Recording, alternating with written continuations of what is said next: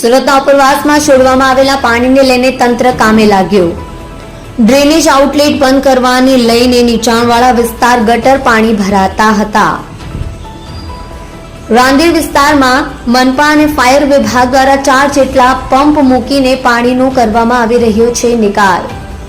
Flood gate બંધ કર્યા, નજીકના ડ્રેનેજમાં મોટરો અને પાઇપ દ્વારા પાણી તાપી નદીમાં છોડવામાં આવી રહ્યું છે।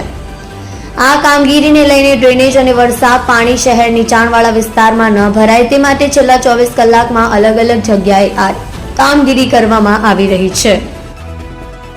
તમે જોઈ રહ્યા છો લોકચક્ર ન્યૂઝ 24 ઇબ્રાહિમ શેખની સાથે।